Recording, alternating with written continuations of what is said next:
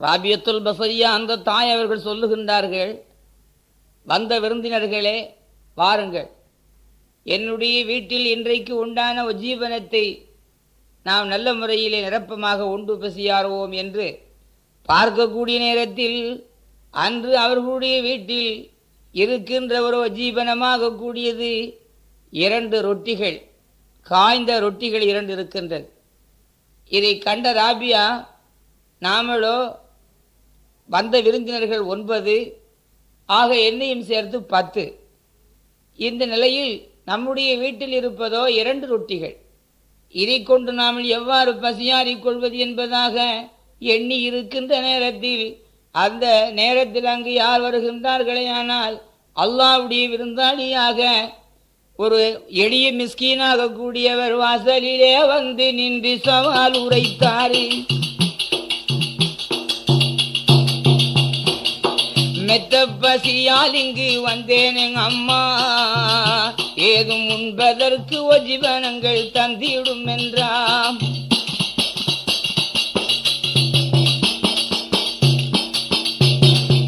தூராதுலை இருந்து வாரேனம்மா, எனக்கு துலங்கும் பசிகளுமே பொறுப்புதில்லை.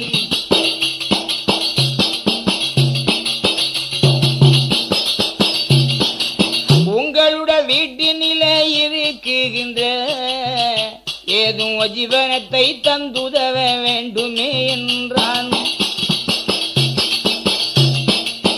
வந்த அந்த எளியவர் மிஸ்கீன், நான் ரொம்ப தூரத்திலிருந்து வருகின்றேன், நான் ரொம்ப பசியோடு இருக்கின்றேன், எனக்கு இந்த நேரத்தில் ஏதாயிலும் தந்துதவ வேண்டும் என்று அந்த மிஸ்கீன் கேட்கின்றார்.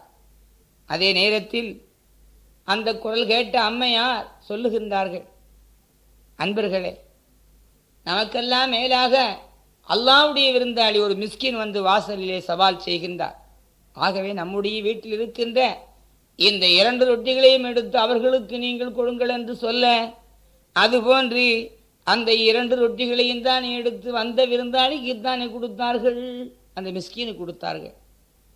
அவர்கள் உண்டு பசியாரி அவர்களுடைய ஹக்கில் தான் துவா செய்து விட்டு போனதின் பின்பு ஆக எல்பேரும் பசியோடு இருந்து கொண்டிருக்கின்றார்கள். அந்த நேரத்தில் அதாவது ராபியா அம்மா அவர்களுடைய வீட்டுக்கு ஒரு எஜமானி அம்மா வீட்டில் நின்றும் அவர்களுக்கு ஒரு பெண்மணி, வேலைக்கார பெண்மணி ரொட்டிகளை கொண்டு வந்து கொடுக்கின்றார்கள். அந்த கொண்டு வந்து கொடுத்த ரொட்டியை ராபியா அம்மா பார்க்கும் பொழுது அதில் 18 ரொட்டிகள் இருக்கின்றது. உடனே கேட்டார்கள், இந்த ரொட்டியை யார் கொடுத்தார்கள் என்று. இன்ன விதமாக ஒரு எஜமானி அம்மா கொடுத்தார்கள் என்று சொல்ல, அப்படியானால் அந்த எஜமானி எனக்கு இதை கொடுத்திருக்க மாட்டார்கள், இதை நீ திரும்ப கொண்டு போ என்பதாக அந்த ரொட்டியை திருப்பி அனுப்பினார்கள். அனுப்பிய நேரத்தில் கொஞ்சம் சற்று நேரம் கழிந்தவுடனே மீண்டும் அந்த பெண்மணி பணிப்பெண் அங்கே வருகின்றார். வந்து அவர்கள் கொண்டு வந்த ரொட்டியை தானே வைக்கும்போது அதை ராபியா அம்மா பார்க்கின்றார். பார்க்கக்கூடிய நேரத்தில் 20 ரொட்டிகள் அதில் நிரப்பமாக இருக்கின்றது. ஆகவே இதை பார்த்த மற்றவர்கள் கேட்கின்றார்கள், அன்னையே, அருமை தாய் அவர்களே, வந்ததை திருப்பி அனுப்பினீர்கள், அதனுடைய காரணம் என்ன? ஏன் இப்போ வந்ததை நீங்கள் ஏற்றுக்கொண்டீர்கள், இதனுடைய காரணம் என்ன என்று கேட்டார்கள். அப்படி கேட்கும் பொழுது ராபியா அம்மா சொன்னார்கள், அதாவது அல்லாஹு தஆலா ஆண்டவன் வாக்களித்திருக்கின்றான், 1க்கு 10 நான் கொடுப்பேன் என்று. அல்லாஹ்வுடைய பாதையில் இறைவனுக்காக வேண்டி உள்ளச்சத்தோடு அல்லாஹ்வுக்காக வேண்டி நம்முடைய கையினால் கொடுக்கின்ற எந்த ஒரு பொருளுக்கும் அல்லாஹ் 1க்கு 10 அல்லாஹ் தருவேன் என்று சொல்லுகின்றார். அதே போன்று நாம் கொடுத்தது 2 ரொட்டி அல்லாஹ்வுடைய பங்கில் ஒரு எளிய மிஸ்கீனுக்கு. அப்போ நாம் கொடுத்த அந்த 2க்கு 1க்கு 10 அல்லாஹ் தர வேண்டுமேயானால் 20 ரொட்டி வர வேண்டும் நம்முடைய வீட்டுக்கு. முதலாவது வந்தது 18 ரொட்டிகள். ஆகவே அப்படியானால் அல்லாஹ்வுடைய வாக்கில் பொய் இருக்காது, அவன் சொன்னது மெய்யாகவே இருக்கும். அதுகொண்டு தான் நான் திருப்பி அனுப்பி வைத்தேன். அதுபோன்று 20 ரொட்டி நிரப்பமாக வந்துவிட்டது என்று சொல்லி அந்த வந்த வஜீபனத்தை வந்த விருந்தாளிகளோடு தானே ராபியா அம்மாவும் சேர்ந்து உண்டு பசியாரி அந்த 10 பேர்களும் அல்லாஹ்வுடைய பக்கத்தில் தானே இருந்து அவர்கள் துவா செய்தவர்களாகத்தானே சென்றார்கள். சுப்ஹானல்லாஹ். இது ராபியா அம்மாள் அவர்களுடைய வாழ்க்கையில் நடந்த ஒரு சம்பவம். இதுபோன்று ராபியா அம்மா அவர்கள் எந்த நேரமும் இறைவனுடைய பக்தியில் இறைவனுடைய வணக்கத்தில் ஈடுபாடு கொண்டவர்களாக இருக்கின்ற பொழுது ஒரு நாள் அவர்களுடைய வீட்டில் பணிப்பெண்ணாக கூடியவர்கள் அவர்களுக்கு வேண்டிய உண்டின்களைத்தானே சேகரித்து கொண்டிருக்கும் போது அந்த பெண்மணி சொல்லுகின்றார், அம்மா தாயவர்களே, அதாவது இப்பொழுது நம்முடைய வீட்டில் ஒரு முக்கியமான ஒரு பொருள் ஒன்று இல்லை. அது என்ன பொருள் என்று கேட்டார்கள். அதாவது வெங்காயம் இல்லை என்று அந்த பணிப்பெண் பதில் சொன்னார்களாம். ஆகவே அம்மா, நீங்கள் அனுமதி கொடுத்தால் பக்கத்து வீட்டிலாவது நான் அதை வாங்கி வருகின்றேன் என்று அந்த பணிப்பெண் சொன்னார்கள். அதை கேட்ட ராபியா அம்மா சொன்னார்கள், அதாவது நான் யாரிடத்திலும் எவரிடத்திலும் எந்த பொருளையும் கேட்க வேண்டும், அதை பெற வேண்டும் என்ற ஒரு எண்ணம் என்னுடைய உள்ளத்திலே கிடையாது. ஆகையினால அதை பற்றி நீ ஒன்றும் கவலைப்பட வேண்டாம் என்று சொல்லிவிட்டு ராபியா அம்மா அவர்கள் சமைத்த அந்த உணவைத்தானே கொண்டு அவர்கள் போதுமாக்கி கொண்டு எதுவானாலும் அல்லாஹ்வுடைய ஒரு பயமும் அல்லாஹ்வுடைய ஒரு பக்தியும் அவங்களுடைய உள்ளத்திலே நிறைந்திருந்த ஒரு காரணத்தை கொண்டு மற்ற யாருடைய பொருளையும் அவர்கள் விரும்பவில்லை, யாருடைய பொருளையும் விரும்பி அவர்கள் புசிக்கவில்லை. எதுவானாலும் அல்லாஹ் நமக்கு அளித்ததுதான் நமக்கு உண்மையான உணவென்பதாக கருதி அவர்கள் அதுபோன்று அவர்கள் உண்டு பசியாடினார்களாம். இப்படியாக ஒரு நாள் அவங்களுடைய வீட்டில் அந்த தாயவர்கள் படுத்து நித்திரையாகி கொண்டிருக்க வேண்டிய நேரத்தில் அங்கு எப்பேற்கொற்ற ஒரு சம்பவம் நடக்கின்றது. ஆனால் ஒரு திருடனாக கூடியவன், அவனுக்கு திருடுவதற்கு வேற இடமே கிடைக்கவில்லை, அவனுக்கு திருடுவதற்கு வேற எந்த வழியும் கிடைக்காதபடி இந்த ராபியா பஷரி அந்த அம்மாளுடைய வீட்டுக்குள் நுழைந்திடுவான். அங்கு வேகமாக பார்த்திடுவான்.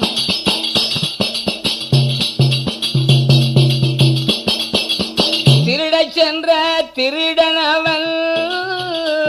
அவன் திருதிரன்று முழித்திடுவான்.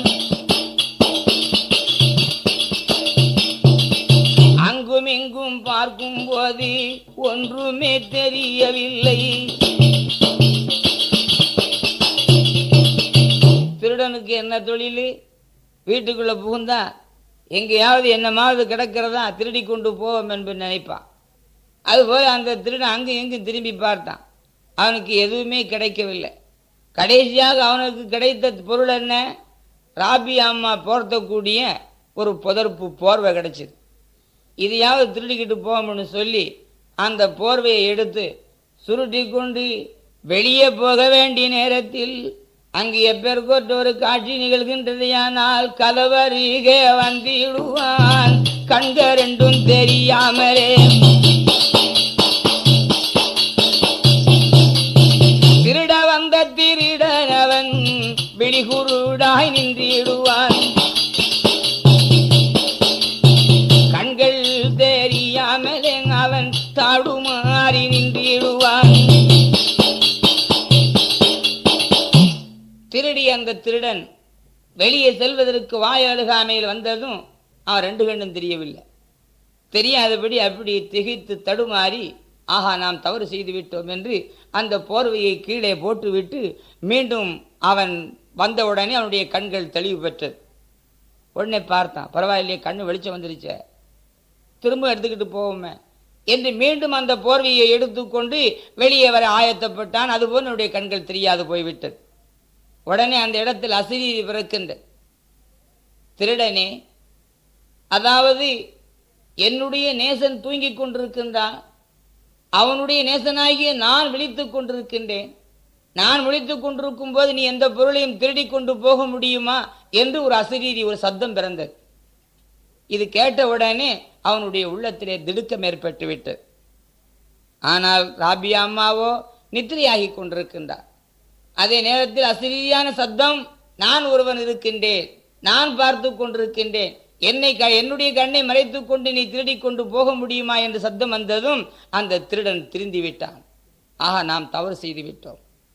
அருமை பெரியோர்களே, தாய்மார்களே, இந்த இடத்தில் நாம் எண்ணி பார்க்க வேண்டும். இறைநேச செல்வர்களுக்கு, அல்லாவின் நல்லடியார்களுக்கு, ஆத்மீக ஞானத்தை பெற்ற அவுலியாக்களுக்கு அல்லாஹு எவ்வளவு துணை நிற்கிறான் என்பதை பற்றி நாம் எண்ணி பார்க்க வேண்டும். அதே போன்று அந்த திருடன் திருந்தியவராக மீண்டும் அவனுடைய கண்களில் ஒளி பெற்று அந்த வீட்டை விட்டு வெளியாகின்றார். இப்படி அந்த ராபியா அம்மாவுடைய வாழ்க்கையில் எத்தனையோ பல அற்புதங்கள், எத்தனையோ பல ஒரு நிகழ்ச்சிகள், இதுவெல்லாம் அவர்களுக்கு எந்த முறையிலே அல்லாஹு ஆக்கி வைக்கின்றான். அந்த அம்மாளுடைய உள்ளத்தில் ஏற்பட்ட பயமும், அவர்களுடைய மனதில் ஏற்பட்ட இறைவனுடைய பக்தியும், அவர்கள் இறைவன் மீது கொண்டிருக்கின்ற அந்த பேரின்ப, அந்த மெய்யான ஒரு காதல் என்று சொல்லக்கூடிய அந்த நேசமும், இவ்வாறு அவர்களுக்கு வேண்டிய உதவிகளை அல்லாஹ் செய்து கொண்டிருக்கின்றான். அதுபோன்று ஒரு நாள் அந்த ராபியா அம்மா அந்த புராத்து நதி கரையின் ஓரமாக தான் வந்து தனியாக இருந்து இறைவனை தியானித்துக் கொண்டிருக்க வேண்டிய நேரத்தில் அங்கே யார் வருகின்றார்களே ஆனால் ஹசன் பஸ்ரி ரஹ்மத்துல்லாஹி அலைஹி என்று சொல்லக்கூடிய அந்த மாபெரும் மார்க்க மேதையாகிய அந்த தவஞான மேதையாகிய அவர்கள் தான் அங்கே வருகின்றார். வந்ததும் அந்த மாபெரும் மகான் அவர்கள் தன்னுடைய முசல்லாவை அந்த புராத்து நதி தண்ணீருக்கு மேலே விரித்து சொல்லுகின்றார், ராபியாவே, இங்கே வாருங்கள், இந்த முசல்லாவின் மீது 2 ரக்காயத்து தொழுவோம் என்பதாக ஹசன் பஸ்ரி ரஹ்மத்துல்லாஹி அழைத்தார்கள். உடனே ராபியா அம்மா தான் தொழ வேண்டிய முசல்லாவை அப்படி ஆகாயத்தில் விரித்தார்கள். அந்தரமா விரித்துவிட்டு, பெரியார் அவர்களே, இங்கே வாருங்கள், இதிலே நாம் 2 பேர்களும் தொழுது கொள்வோம் என்று அவர்களை அழைத்தார்கள். இப்படி 2 பேர்களும் செய்த நேரத்தில் ராபியத்துல் பஸ்ரியா சொன்னார்கள், பெரியார் அவர்களே, நீங்கள் செய்ததும் சரியல்ல, நான் செய்ததும் சரியல்ல, இதற்கு மேலான ஒரு வழி இருக்கின்றது, அதைத்தான் நாம் அறிய வேண்டுமே, அல்லாது இது ஒரு பெரிய ஒரு சிறந்ததல்ல. நீங்கள் செய்தது நீரிலே வாழக்கூடிய மீன் செய்யக்கூடிய வேலை, நான் செய்தது அதாவது ஒரு கொசு செய்யக்கூடிய வேலை, இது பெரிதல்ல. இதைவிட இந்த சக்தியெல்லாம் கொடுத்த அந்த இறைவனுடைய ஆத்மீக ஞானத்தை பெறுவோமே, அதுதான் மாபெரும் சக்தி, இது நமக்கு பெரிதல்ல என்று அந்த தாயாகிய ராபியத்துல் பஸ்ரியா இவ்வாறு ஹசன் பஸ்ரி ரஹ்மத்துல்லாஹி அவர்களுக்கு சொன்னார்கள். அதுபோன்று அவர்கள் அதாவது ஒரு நாள் அன்றி தன்னுடைய இல்லத்தில் தானே தங்கி இருக்கும் போது, அதாவது இது போன்ற பெரிய அவுலியாக்கள் எல்லாம் ராபியாவைத்தானே பார்ப்பதற்கு அவர்களுடைய வீட்டிற்கு தானே வந்தார்கள். வந்த நேரமோ மகரீபுடைய நேரம், இரவு நேரம். இரவு நேரத்தில் வருகின்ற போது ராபியா அம்மாவுடைய வீட்டிலே ஏற்றி வைப்பதற்கு விளக்கொன்றும் இல்லாமலே அவர்கள் தனியாக தவங்கள் செய்தார். வெளிச்சம் ஒன்றும் இல்லாமலே அவர்கள் இருந்து வணக்கம் செய்தார்.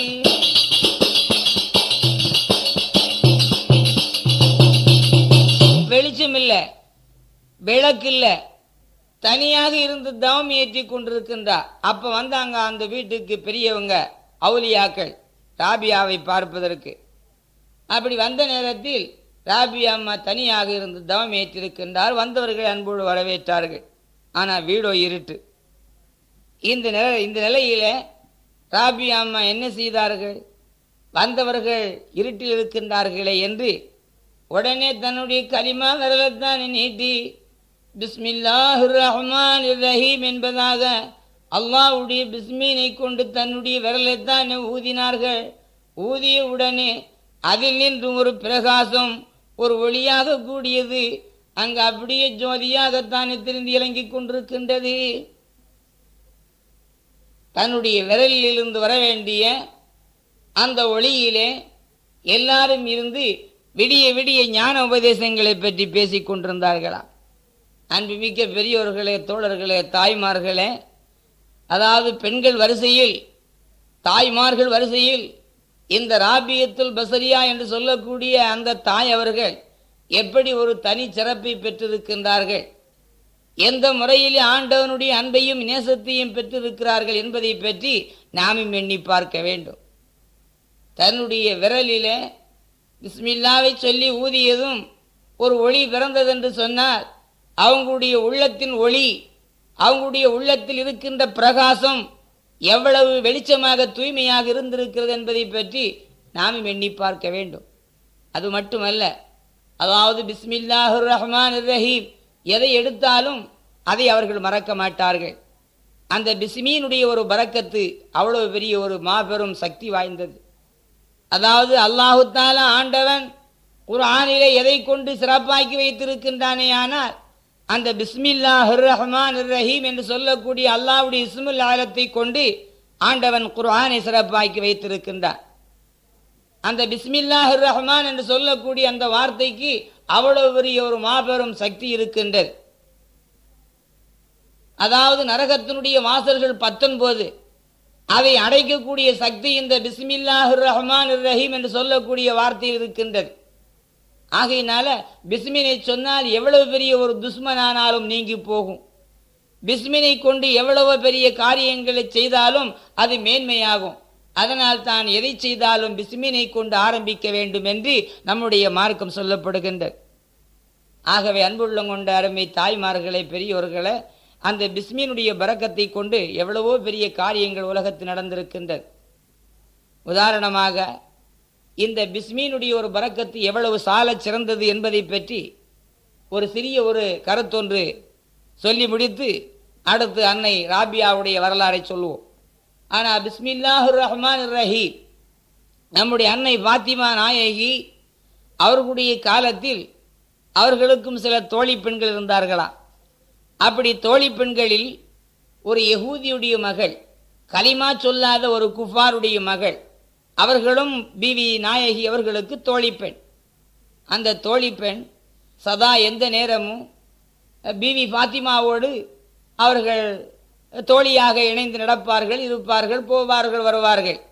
அப்படி இருக்கும்போது பிவி பாத்திமா அம்மா அவர்களை பார்த்து அந்த தோழி பெண் வேண்டிக் கொள்கின்றார், அருமை நாயகத்தினுடைய திருமகளே, பெண்களுக்கெல்லாம் அரசியே, பிவி பாத்திமாவே, நானும் உங்களோடு உற்ற சிநேகிதியாக தோழியாக இருக்கின்றேன் சில காலமாக. ஆகவே உங்களுடைய அமுதவாயால் எனக்கும் ஒரு நல்ல ஒரு உபதேசத்தை சொல்லித்தாருங்கள் என்று அந்த யகூதி குல பெண், கலிமா சொல்லாத பெண் பெண்மணி கேட்கின்றார் பிவி பாத்திமா இடத்துல, பெண்களுக்கெல்லாம் அரசியே, அருமை நாயகத்தினுடைய அன்பு மகளே, எனக்கும் நீங்கள் நசீகத்து சொல்லித்தாருங்கள் என்று அந்த பெண்மணி கேட்டார். கேட்ட பொழுது பிவி பாத்திமா நாயகி அந்த பெண்மணிக்கு என்ன ஒரு உபதேசத்தை சொல்லி கொடுக்கின்றார்களேயானால், பிஸ்மில்லாஹிர் ரஹ்மானிர் ரஹீம் என்று இறைவனுடைய திருநாமத்தை சொல்லி கொடுத்தார்.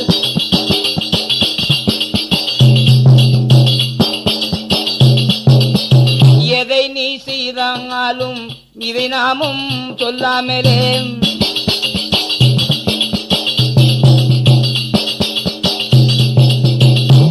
அன்பு தோழியே, அருமை பெண்மணியே, நான் உனக்கு சொல்லி தந்த இந்த ஒரு உபதேசத்தை நீ மறந்துடாத. எந்த ஒரு காரியத்தை செய்தாலும், உண்ணும் போதும், உறங்கும் போதும், குடிக்கும் போதும், எந்த ஒரு காரியத்தை நல்ல காரியத்தை செய்யும் போதும் இந்த பிஸ்மில்லாஹிர் ரஹ்மானிர் ரஹீம் என்று சொல்லக்கூடிய வார்த்தையை மட்டும் நீ மறந்துடாத. இதை உன்னுடைய மனதில் பதித்துக்கோ என்று பிவி பாத்திமா அம்மா சொல்லி கொடுத்தாங்க. அதுபோல அந்த யகூதி பெண் சதா எந்த நேரமும் எந்த நிமிஷமும் அவங்க சொல்லி கொடுத்த அந்த வாசகத்தை மறப்பதில்லை. உண்ணும் போதும், உறங்கும் போதும், தண்ணீர் குடிக்கும் போதும், எந்த ஒரு காரியத்தை செய்தாலும் பிஸ்மில்லாஹிர் ரஹ்மானிர் ரஹீம் என்று அதை சொல்லிக் கொள்வார்கள். அதே நேரத்தில் ஒரு நாளன்று அந்த பெண்மணியினுடைய தாய், அம்மா எனக்கு கொஞ்சம் தண்ணீர் தாருங்கள், குடிக்க வேண்டும் என்று கேட்டார். அப்போ உடனே அந்த பெண்மணி ஓடி சென்று தண்ணீர் எடுப்பதற்குரிய பாத்திரத்தை எடுக்கும் போது பிஸ்மில்லாஹிர் ரஹ்மானிர் ரஹீம் என்று அந்த பாத்திரத்தை எடுத்து பிஸ்மில்லை சொல்லி தண்ணியை வார்த்து பிஸ்மில்லாஹிர் ரஹ்மானிர் ரஹீம் என்பதாக தாயோட கையில் கொடுத்தது. கொடுத்த உடனே அந்த தாய்க்கு பார்த்தாங்க, ஆஹா, இது 4வது வேதத்தில் உள்ள பிஸ்மில்லா, இது இங்கே எப்படி வந்து நுழைஞ்சுது என்று அந்த தாய் மனசிலே ரொம்ப வேதனைப்பட்டு உன்னை மகளை பார்த்து சொன்னாங்க, அம்மா, நான் உன்னை பெத்த தாய், அதனால் நான் நீ சொன்ன வார்த்தையை கொண்டு நான் பொறுத்து கொண்டேன், சகித்து கொண்டேன். இதே வார்த்தையை உன் தகப்பன் காதில் கேட்டால் ஒன்று ஒரு நிமிஷம் கூட உயிரோடு வைக்க மாட்டான். ஆகையினால இன்னையோட இந்த பிஸ்மினை மறந்துருந்தாங்க. அந்த பொண்ணு மறந்துதா? மறக்கவில்லை. காரணம் பாத்திமா அம்மா சொல்லி கொடுத்துருக்காங்க, எப்படி மறக்க முடியும்? அந்த பெண்ணு மறக்கலை. அதே போன்று ஒரு நாள் அந்த பெண்மணியினுடைய தகப்பன், அதாவது வெளியிலே சென்றவன் ரொம்ப தாகத்தோடு வீட்டுக்கு வருகின்றான். வந்தவன் தன்னுடைய அன்பு மகளை பார்த்து, கண்ணான கண்மணியே என் மகளே, கல்பு குகந்தவரி திருமகளே,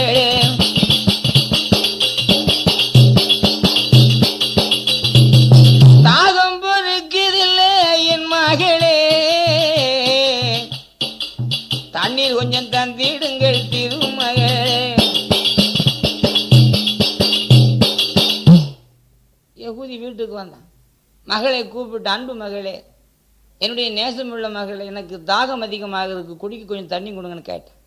உடனே அந்த மகள் ஓடி சென்று அதுபோன்று பிஸ்மினை சொல்லி செம்பை எடுத்து பிஸ்மினை சொல்லி தண்ணியை வார்த்து கொண்டு வந்து தகப்பனுடைய கையில் கொடுக்கும்போது பிஸ்மில்லாஹிர் ரஹ்மானிர் ரஹீம் சொல்லி கொடுத்தது. உடனே அந்த யகூதி கையில் வாங்கியதும் அவன் கண்கள் அப்படி சிவந்து தன்னுடைய மகளை கடும் சினங்கொண்டு பார்த்து செம்பத்தூர எரிந்து விட்டான். மகளே, இப்போ என்ன சொன்ன நீ? பிஸ்மில்லாஹிர் ரஹ்மானிர் ரஹீம், இது 4வது வேதத்தில் உள்ள பிஸ்மியாச்ச, இது நீ எப்படி கற்றுக்கொண்டா? ஆகையினால உன்னை நான் மகள் என்ற முறையில் நான் இப்போ உன்னை மன்னிச்சிடுறேன். இனி மேலால் இந்த வார்த்தை உன் நாவில் வரவே கூடாது. ஆகவே இந்த பிஸ்மினுக்குரிய நபி இருக்கிறாரே அந்த முஹம்மது, அவருக்கும் நமக்கும் இடையில போட்ட துரும்பு கூட ஆகாது. அப்பேற்பட்ட பகைவராக இருக்கக்கூடிய நாமோ அவங்களுடைய பிஸ்மினை சொல்லுதா என்று தன்னுடைய மகளை கடிந்து கொண்டான், சினந்து கொண்டான், கோபம் கொண்டான். ஆனால் எவ்வளவு கோபப்பட்டாலும் சினந்தாலும் அச்சுறுத்தினாலும் அந்த மகள் அந்த பிஸ்மினை மட்டும் மறக்கவில்லை. அப்படி மறக்காதபடி எந்த நேரமும் அதை சொல்லி வந்ததும் இதை பார்த்த அந்த யகூதி காபர் பார்த்தான், ஆஹா, நம்ம மக மறக்காது போலுக்க, இதனால் நம்முடைய குலத்துக்கும் நம்முடைய குடும்பத்துக்கும் ஆகாத ஒரு பெரிய அவப்பேறு வந்துவிடும், என்ன செய்யறது என்று சொல்லி உடனே ஒரு திட்டம் போட்டான். நம்ம மகளை எப்படியாவது கொண்டு போடணும், அதை தவிர வேற வழியே இல்லை, இல்லைன்னா அந்த பிள்ளை அந்த பிஸ்மினை மறக்காது என்று தெரிந்த அந்த யகூதி காபர் அவன் வேண்டுமான காசு பணங்களை எடுத்துக்கொண்டு காட்டுக்கு போய் காட்டில் உள்ள வனத்தில் உள்ள வேடர்களிடத்தில் பணங்காசை கொடுத்து சொன்னான், இந்த குடத்து நிறையா பாம்பு, தேளு, நட்டுவக்காளி இது போன்ற பயங்கரமாக உடைய விஷஜந்துக்களை பிடிச்சி இந்த குடத்து நிறைய அடைச்சி என்கிட்ட தந்துடணும் சொல்லி கொடுத்தான். அதுபோல் அந்த காட்டு வேடுவர்கள் காசு பணங்களை வாங்கி கொண்டு அதி பயங்கரமாவுடைய விசஜந்துக்களை பிடித்து அந்த குடத்துக்குள் அடைச்சி அந்த குடத்தினுடைய வாயையும் கட்டி அந்த யகூதிட்டு கொடுத்துட்டான். கொடுத்த உடனே அதை வீட்டுக்கு கொண்டுகிட்டு வந்தான். கொண்டு வந்து தன்னுடைய மகளை கூப்பிட்டு சொல்லுகின்றான், என்னுடைய அன்பு மகளே, உன்னை பெண் பார்ப்பதற்காக வேண்டி நாளைக்கு மாப்பிள்ளை வீட்டிலிருந்து மாப்பிள்ளை வீட்டுக்காரங்க வருகின்றார்கள். ஆகவே நீ இன்று இரவு நல்ல விதமாக குளித்து முழுகி ஸ்நானம் செய்து புத்தாடை தரித்து இந்த குடத்துக்குள் அதிகமான ஆபரணங்கள் இருக்கிறது, இதையெல்லாம் நீ எடுத்து பூட்டி நீ தன்னை அலங்காரம் செய்து கொள் என்பதாக மகளுடைய கையில் கொடுத்ததும் அதே நேரத்தில் அந்த பெண்மணி பிஸ்மில்லாஹிர் ரஹ்மானிர் ரஹீம் என்பதாக ஏந்தி கையால் வாங்கிடுவார். தந்தை கொடுத்ததொரு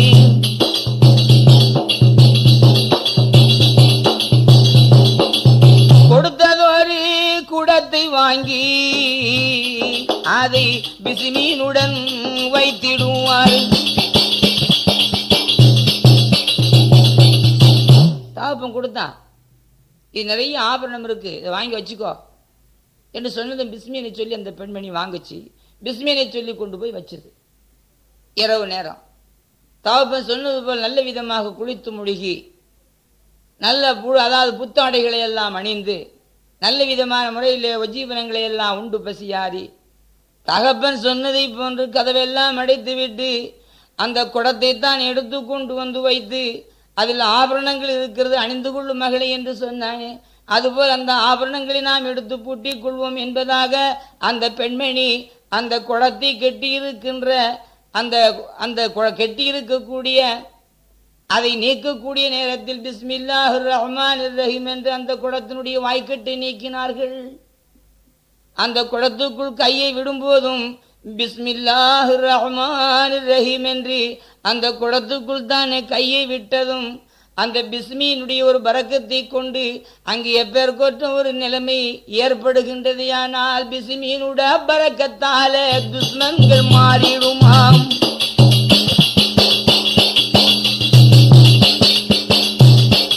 இறைவனது திருநாமத்தால் அதில இருந்ததொரு ஆபத்தெல்லாம்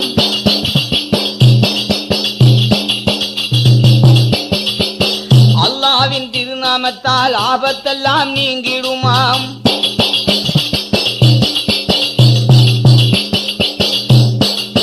சுப்ஹானல்லாஹ். பிஸ்மியினுடைய ஒரு பரக்கத்தை கொண்டு அந்த பெண்மணி அந்த குடத்துக்குள் கைவிட்டதும் அதில் இருந்த துஷ்மன்கள் எல்லாம் தூராய் போச்சு. அல்லாஹ்வுடைய திருநாமத்துக்கு அல்லாஹ் எவ்வளவு பெரிய ஒரு பாக்கியத்தை கொடுக்கின்றான். அதில் இருந்த பாம்பு, தேளு, நட்டுவக்கால் இது போன்ற விசஜந்துக்கள் எல்லாம் மாறி அங்கே என்ன இருக்கின்றது, அதுக்கு பகரமாக பெண்கள் அணியக்கூடிய ஆபரணங்கள் அணியணியாக இருக்கின்றது. பெண்கள் அணிந்து கொள்ளக்கூடிய ஆபரணங்கள் அந்த குடத்துக்குள் இருக்கின்றது. அந்த பெண்மணி எடுத்தாள், தன்னை நல்ல விதமாக அழகுபடுத்தினாள், ஜீனத்தாக்கினாள். பெண்கள் அணிந்து கொள்ளக்கூடிய ஆபரணங்கள் பத்தாக்கு மாலை, பவுன் மாலை, முத்து மாலை, மோகன மாலை, மாங்காப்பு மாலை, தேங்காப்பு மாலை, இப்படி எத்தனையோ பலவிதமான பெண்கள் அணியக்கூடிய அந்த ஆபரணங்கள். ஆகையினால் அத்தனையும் எடுத்து அணிந்து கொண்டு அதாவது இள சந்திர சூரியனை போன்று அழகான கன்னி பெண்ணாக ஜோடித்திருக்கின்ற அந்த பெண்மணி அன்று காலை இந்த யகூதியுடைய மனைவி அடுத்த வீட்டில் படுத்துக்கிட்டாங்க. மக ராத்திரியே சொல்லி முடிஞ்சிருக்கும். குடத்துக்குள்ள இருக்க வேண்டிய பாம்பு மூச்சு விட்டாலே செத்து போவா. ஆகையினால காலையில் கொண்டு போய் நல்ல விதமாக அடைக்கிறணும் என்று சொல்லி அதாவது திட்டம் போட்டு இருந்த அந்த யகூதியுடைய பெஞ்சாதியும் எழுந்திருச்சாங்க. உடனே தன்னுடைய மகள் மௌத்தாக இருப்பா என்ற எண்ணத்தோடு தந்தையும் தாயும் அந்த வீட்டுக்கு வருகின்றார். வந்து கதவைத்தான் தட்டுகின்றார், அம்மா மகளே என்று. உடனே அந்த பெண்மணி ஓடோடி வந்து கதவை தீரந்திடுவாள், முகத்தையும் பார்த்திடுவாள். மகளுடைய முகத்தை பார்த்து அவன் மலைத்துமே நின்றிடுவான்.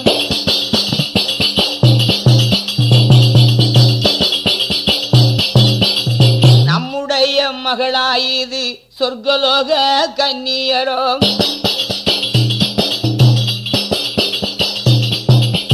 பிரமித்து நின்றிடுவான் அவன் எதுவுமே பேசாமலே.